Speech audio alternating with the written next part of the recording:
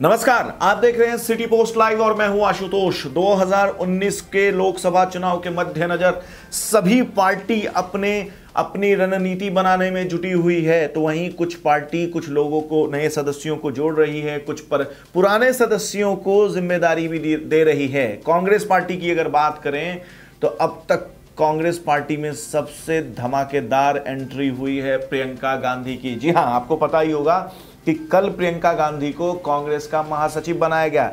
इसके साथ साथ ज्योतिरादित्य सिंधिया की भी जिम्मेदारी बढ़ाई गई। प्रियंका गांधी को सिर्फ महासचिव ही नहीं बनाया गया, उनको पूर्वी उत्तर प्रदेश का हिस्सा है उसका प्रभारी भी बनाया गया उनको। तो यानी कि स्पष्ट रूप से जिस तरीके से महागठबंधन से उत्तर प्रदेश में जो सपा और बसपा की महागठबंधन हुई, उसमें से जिस तरीके से कांग्रेस को दरकिनार कर दिया गया, उसको देखते हुए कांग्रेस एक नई रणनीति बनाने में जुटी हुई है।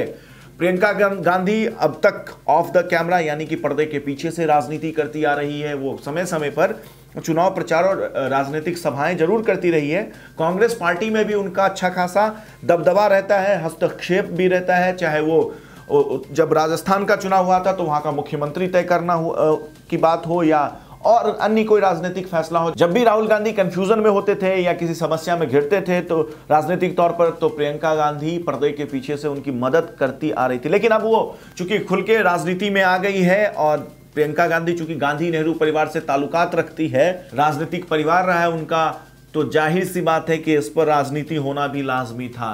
कल संबित पात्रा जो भारतीय जनता पार्टी के राष्ट्रीय प्रवक्ता है, उन्होंने स्पष्ट रूप से यह आरोप लगाया था कांग्रेस पे कि राहुल गांधी अब पूर्णतः फेल हो गए हैं, इसलिए प्रियंका गांधी की एंट्री हुई है कांग्रेस में, राजनीति में, और ये एक परिवारवाद का उदाहरण है। अब इसी को लेकर के भारतीय जनता पार्टी के एक और दिग्गज नेता गिरिराज सिंह ने यह आरोप लगाया है कांग्रेस पार्टी पे कि कांग्रेस पार्टी परिवारवाद को बढ़ावा दे रही है। इसके साथ साथ गिरिराज सिंह ने कहा है कि कांग्रेस एक प्राइवेट लिमिटेड पार्टी है, अब इसका एमडी कोई भी बने, उससे उनको कुछ नहीं करना है। ये एक परिवारवाद की पार्टी है, एक परिवार की पार्टी, एक प्राइवेट लिमिटेड कंपनी है, राजनीतिक दल नहीं है। इसके साथ साथ गिरिराज ने आरोप लगाया है कि अब जैसे राहुल के बाद प्रियंका को महासचिव बनाया गया, इसके बाद प्रियंका के बच्चे को बनाया जाएगा, उनके बेटे को अध्यक्ष बनाया जाएगा, उनकी बेटी को कांग्रेस में जिम्मेदारी मिलेगी। तो जाहिर सी बात है कि इस बहाने, प्रियंका गांधी की राजनीति में एंट्री के बहाने, गिरिराज सिंह एक तौर पे परिवारवाद को लेकर के, डायनेस्टी पॉलिटिक्स को लेकर के कांग्रेस को घेर रहे हैं। उन्होंने क्या कहा है, आप इस वीडियो में देखिए। प्राइवेट लिमिटेड कंपनी में कौन बनेगा उसका एमडी? जिसको चाहेगा वो बनेगा।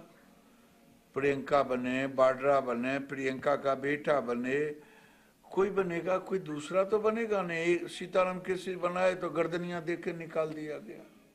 लोकसभा चुनाव की उल्टी गिनती शुरू हो गई है। प्रियंका गांधी बतौर महासचिव कांग्रेस का पदभार ग्रहण कर चुकी है। अब राजनीतिक भी होना लाजमी। अब आने वाले समय में यह देखना दिलचस्प होगा कि प्रियंका गांधी से कांग्रेस पार्टी को 2019 के चुनाव में कितना फायदा होता है।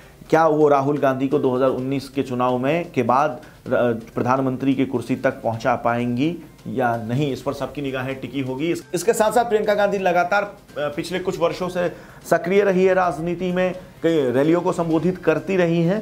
तो जाहिर सी बात है कि प्रियंका गांधी के आने से कांग्रेस के कार्यकर्ताओं में कहीं ना कहीं उत्साह का तो माहौल है, लेकिन चुनाव में क्या इसका परिणाम आता है, क्या ये उत्साह का माहौल जो है प्रियंका गांधी जीत में तब्दील कर पाएंगे या नहीं, ये 2019 का चुनाव परिणाम ही बता पाएगा। आगे और भी कोई पॉलिटिकल अपडेट हम तक पहुंचता है तो हम सबसे पहले आप तक पहुंचाएंगे। तब तक के लिए आप देखते रहिए, पढ़ते रहिए सिटी पोस्ट लाइव। और अगर आपने हमारे चैनल को सब्सक्राइब नहीं किया है तो चैनल को सब्सक्राइब अवश्य करें। नमस्कार।